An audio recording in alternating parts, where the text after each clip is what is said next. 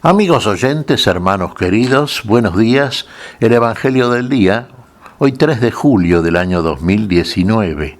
Aquí estamos Patricia y Miguel, este matrimonio cristiano, dispuestos a leer y comentar este Evangelio. Primero la lectura. Patricia. Lectura del Santo Evangelio según San Juan, capítulo 20, versículos del 24 al 29. Tomás, uno de los 12, llamado el mellizo, no estaba con ellos cuando vino Jesús. Y los otros discípulos le decían: «Hemos visto al Señor». Pero él les contestó: «Si no veo en sus manos la señal de los clavos, si no meto el dedo en el agujero de los clavos y no meto la mano en su costado, no lo creo». A los 8 días estaban otra vez dentro los discípulos y Tomás con ellos. Llegó Jesús estando cerradas las puertas. Se puso en medio y dijo: «Paz a vosotros». Luego dijo a Tomás: «Trae tu dedo aquí, tienes mis manos. Trae tu mano y métela en mi costado, y no seas incrédulo, sino creyente». Contestó Tomás: «Señor mío y Dios mío». Jesús le dijo: «Porque me has visto, ¿has creído? Dichosos los que creen sin haber visto». Palabra del Señor. Gloria a nuestro Señor Jesucristo. Fe, la fe. La fe es la sustancia de las cosas que no se ven. ¿Usted cree? ¿Usted tiene fe? Bueno, si usted ha creído a la palabra, la ha recibido. Si usted vive esa palabra del Señor, recuerde que la palabra a usted viene o la fe mejor dicho, a usted viene por el oír de la palabra. Y esa fe en usted crece. Y todo lo que le enseña la fe, todas aquellas cosas que son promesa de Dios para la vida plena, promesas de fe, la esperanza de esa vida que usted tiene, la tiene por fe, por haber oído la palabra de nuestro Dios. ¿La oyeron los discípulos de Jesús? Todos ellos la oyeron. Inclusive Tomás. Tomás también estuvo siempre, estuvo con el grupo apostólico, el que después fue apostólico, sí, y siguió al Señor, era uno de los 12. Ahora el Señor resucitó, lo había prometido también. El Señor dijo que iba a morir en Jerusalén y resucitar al tercer día, y así lo cumplió. Ahora, finalmente, ¿se mostró resucitado a los suyos para cumplir esa promesa que les había hecho? La promesa de la vida nueva, de la vida eterna, que la vida estaba en Él, que la vida era Él, que eres nuestra vida. Sí. ¿Se mostró a nosotros resucitado? Se mostró. En aquellos a los cuales se mostró, somos nosotros también, si verdaderamente nuestra fe es cierta. Si vivimos esa palabra que hemos escuchado conforme al mandato santo de nuestro Señor. ¿Usted ama? ¿Usted ama a Dios? ¿Usted ama a su prójimo? Recuerde palabras de Juan, el autor de este Evangelio. El autor es el Espíritu Santo, naturalmente, pero el miembro a través del cual el Espíritu Santo se muestra y nos comunica esto que está registrado en el Evangelio juánico, es el Espíritu Santo, claro. Sí, usted tiene a Dios en su corazón, lo tenía Juan, y por eso podía entender, ver esto, ver las cosas que son según fe, ver aquellas cosas que el ojo físico no ve y quiere ver, y va más allá del límite físico, del límite del espacio-tiempo, va mucho más allá, infinitamente más allá, van a Dios. Si usted está conectado con Dios, unido a Dios, por la encarnación de la palabra que vino a usted, Recuerde que la palabra se hizo carne y habitó entre nosotros. La palabra se hizo carne y habitó entre nosotros. Vale decir que no hay conflicto entre el espíritu y la carne. La hay en tanto y en cuanto usted está alejado o esté alejado de Dios. Pero en cuanto usted vuelve a acercarse y unirse a Dios en una unión indisoluble y eterna, en usted la palabra se hace carne, carne resucitada, carne gloriosa, carne para la gloria.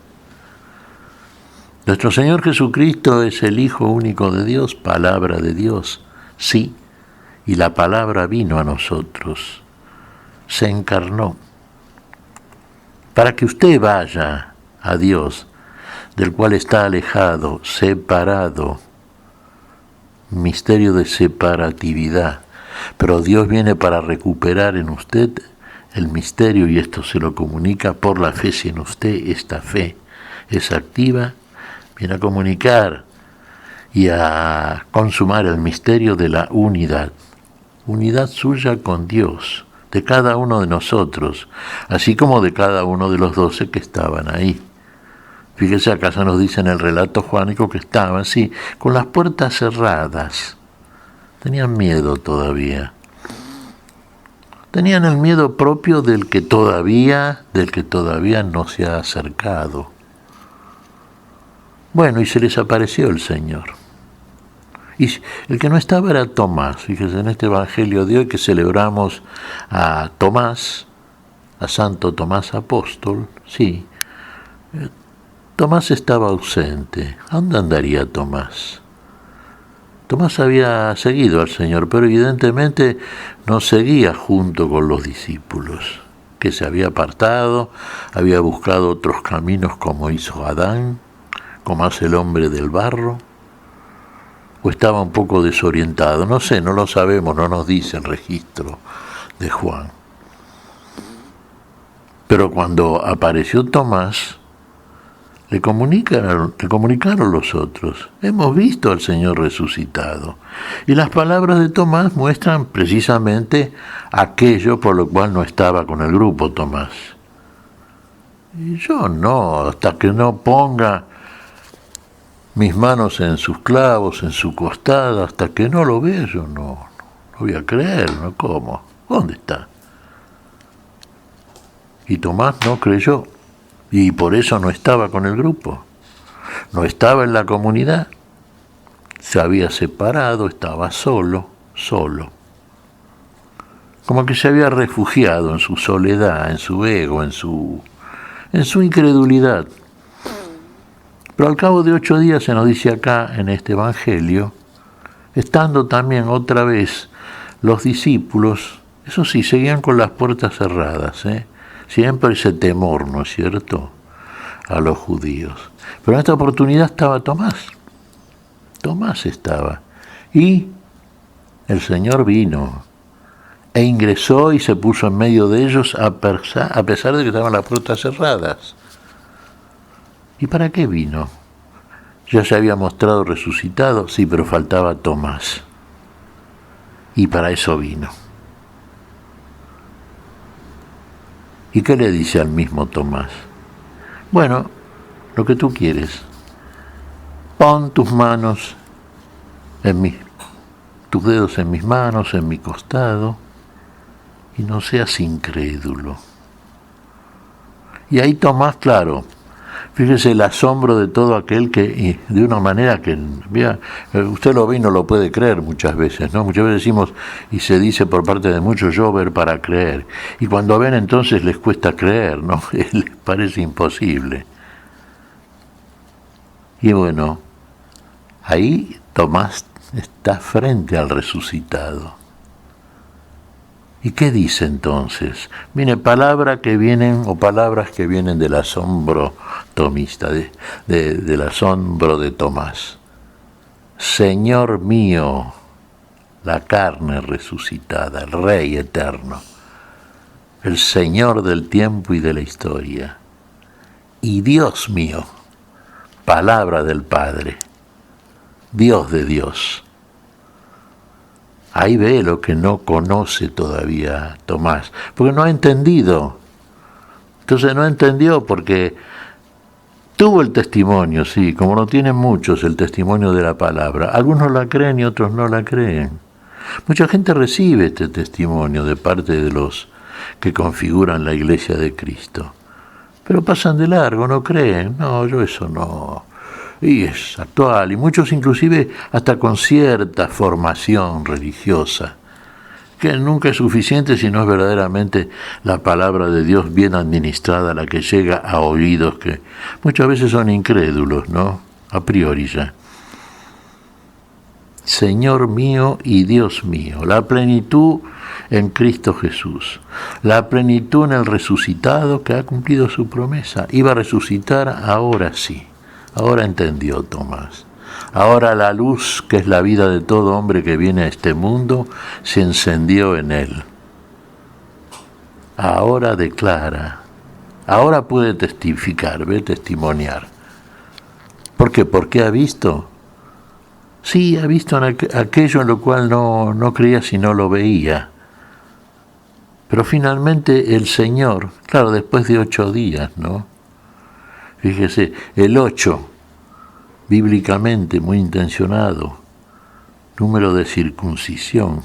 Recuerda que en el Antiguo Testamento, en el correlato del Antiguo Testamento, todo varón primogénito tenía que ser circuncidado al 8º día. ¿En señal de qué?